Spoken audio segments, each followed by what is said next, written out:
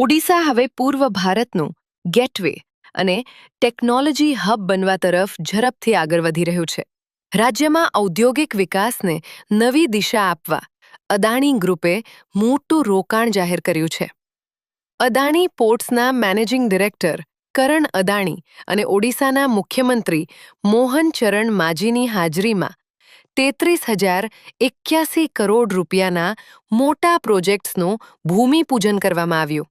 આ રોકાણથી ઓડિશાને પૂર્વ ભારતનું એક શક્તિશાળી ઔદ્યોગિક હબ બનાવવાની દિશામાં મોટો પગથિયો ભરાયો છે. ઇન્વેસ્ટમેન્ટ સમિટ દરમિયાન અદાણી ગ્રુપે 3 મલ્ટી સેક્ટરલ પ્રોજેક્ટ્સની જાહેરાત કરી છે, જેમાં data centre, thermal power plant અને સિમેન્ટ મેન્યુફેક્ચરિંગ પ્લાન્ટનો સમાવેશ થાય છે.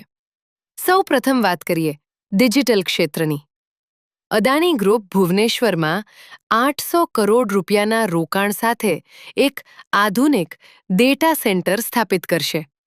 આ પ્રોજેક્ટ ઓડિશાને એઆઈ અને ક્લાઉડ કમ્પ્યુટિંગના ગ્લોબલ મેપ પર નવી ઓળખ આપશે. સાથે જ અહીં 200 જેટલા ઉચ્ચ કૌશલ્ય ધરાવતા યુવાનોને રોજગારીની તક મળશે. બીજો મોટો પ્રોજેક્ટ છે થર્મલ પાવર પ્લાન્ટ. કટક નજીક 30,181 કરોડ રૂપિયાના રોકાણથી થર્મલ પાવર પ્લાન્ટ બનાવાશે, જે રાજ્યને સતત વીજ પુરવઠો આપશે. આ પ્રોજેક્ટથી રાજ્યના અર્થતંત્રને નવી ગતિ મળશે અને અંદાજે 7,000 પરિવારોને સીધી રોજગારી મળશે. ત્રીજો પ્રોજેક્ટ છે સિમેન્ટ પ્લાન્ટ. 2,100 કરોડ રૂપિયાના રોકાણથી બનનારા આ પ્લાન્ટથી 2,500 લોકોને રોજગારી મળશે.